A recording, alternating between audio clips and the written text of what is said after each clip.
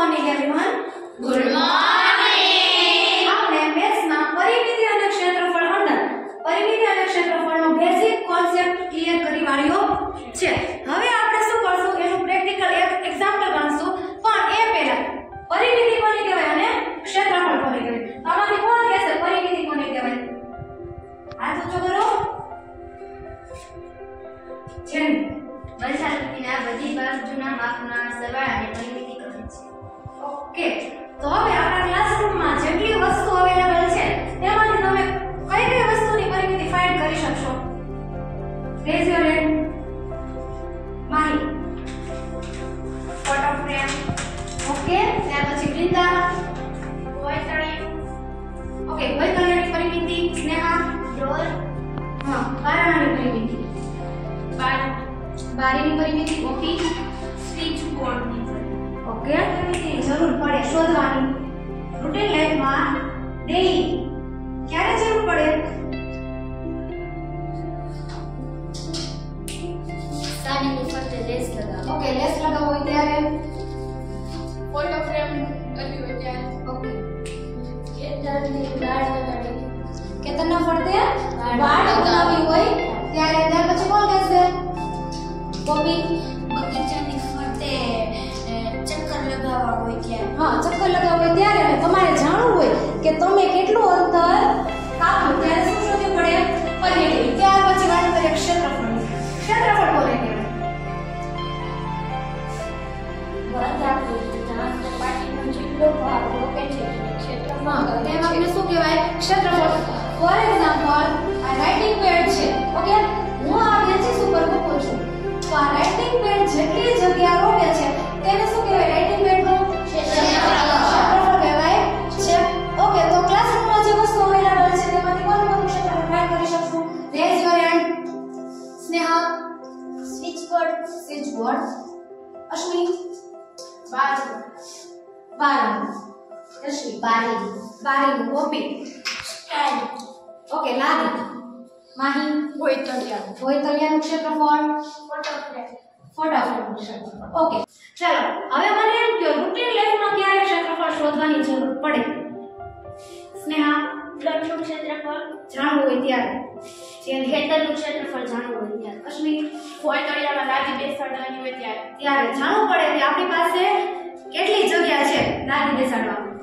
દિવાલને પ્લાસ્ટર કરવાનો ખર્ચ શોધવો હોય ત્યારે. Okay, very good. ચાલો તો હવે આપણે અત્યાર સુધી ટેક્સ્ટબુકમાં શું કરતા? તમને આવી હોય લંબાઈ, પહોળાઈ આવી હોય, શું કરો? જો ચોરસ હોય તો શું કરો? ચોરસની પરિમિતિ અને ચોરસનું ક્ષેત્રફળ શોધો. ત્યાર પછી લંબચોરસ આકાર હોય તો શું કરો? લંબચોરસની પરિમિતિ અને લંબચોરસનું ક્ષેત્રફળ શોધો. પણ આજે આપણે પ્રેક્ટિકલ એક્ઝામ્પલ કરશું જેમાં આપણી પાસે કઈ આપેલું હશે નહીં. જાતે જ આપણે માપ લેવાનું અને જાતે જ દાખલો ગણવાનો. તો હવે પહેલો દાખલો છે ક્લાસરૂમમાં 60 સેમી બાજુવાળી ચોરસ લાદી બેસાડી હોય તો કુલ કેટલી લાદીની જરૂર પડે? ક્લાસરૂમ છે તેમાં આપણે કેટલા સેમી બાજુવાળી ચોરસ લાદી બેસાડી છે? 60 સેમી. તો કેટલી લાદીની જરૂર પડે? તો કોણ કહેશે દાખલો કઈ રીતે થશે? અશ્વિન, પેલા કોયતળિયાનું ક્ષેત્રફળ અને પછી એક લાદીનું ક્ષેત્રફળ અને પછી બે ત્રિરાશી. હા, ત્રિરાશી મૂકીને શું શોધશું? કુલ લાદી. ચલો તો એમાં સ્ટેપ નંબર 1 શું કરવું પડશે? પહેલા શોધવું પડશે આપણે કેટલા વિસ્તારમાં લાદી બેસાડવી છે. તેના માટે માપ લેવું પડશે ને ક્લાસરૂમનું. લંબાઈ અને પહોળાઈ. ચાલો આ માપ કોણ લેશે? જેની અને સ્નેહા આવી જાવ.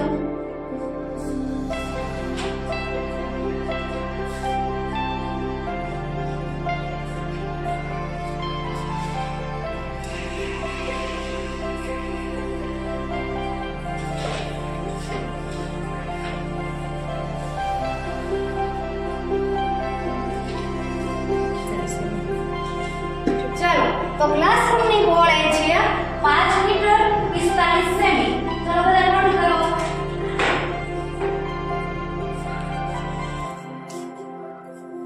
ચાલો ત્યાર પછી લંબાઈનું માપ લેશું.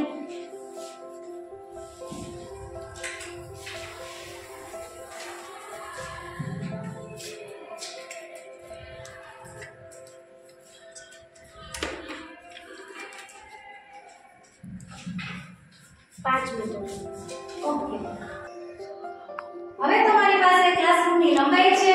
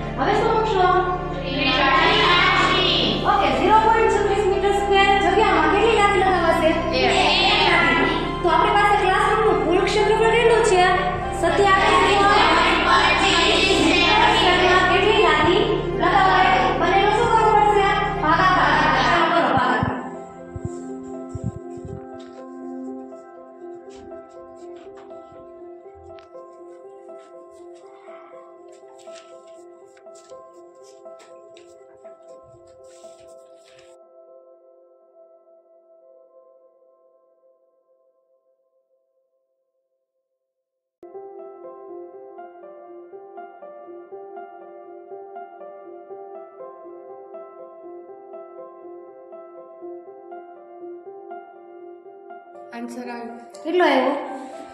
75.69. ઓકે 75.69 આવ્યો. એટલે લાદીની સંખ્યા તો શેમ હશે? પૂર્ણ સંખ્યામાં હશે ને, એટલે કેટલા થશે? 76 લાદી જોઈશે. ઓકે ચાલો હવે ધ્યાન અહીંયા આ જે ને સેટ સેમની બાજુવાળી ચોરસ લાદી લીધી હતી ને, ઈ આપણે જે બેસાડેલી લાદી છે એનું જ માપ હતું. તો હવે આપણે ક્રોસ ચેકિંગ કરશું, આન્સર સાચો છે કે ખોટો. ચાલો આમાંથી ક્રોસ ચેકિંગ કોણ કરવા આવશે? આન્સર એવો છે એ જ આવશે. તો કેટલી થાય છે ટોટલ?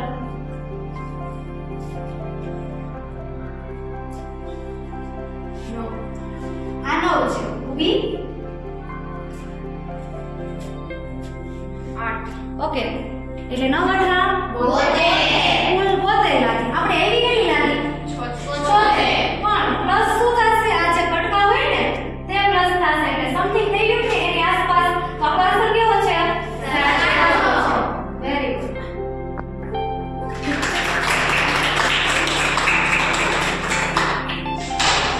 હવે સેકન્ડ નંબરનો આપણે દાખલો કરશું ક્લાસરૂમની બારીની પરિમિતિ. તો બારી કેવા આકારની છે? સૂત્ર કયું લાગુ પડશે? લંબચોરસની પરિમિતિ. હા, તો લંબચોરસની પરિમિતિનું સૂત્ર બનશે કોપી 2 કૌંસમાં a + b. તો આપણે લંબાઈની જરૂર પડશે અને કોની જરૂર પડશે? ઓકે, એનું માપ લેશે અશ્વિન અને માનવી.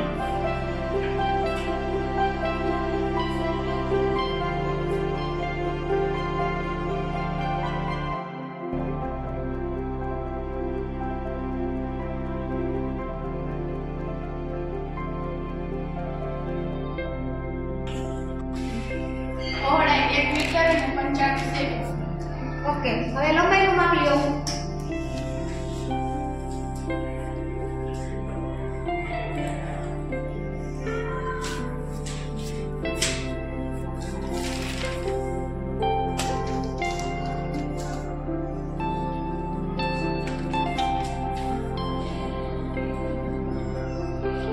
લંબાઈ 95 સેમી. ઓકે લંબાઈ છે 95 સેમી. મટકીની દાખલો ગણો.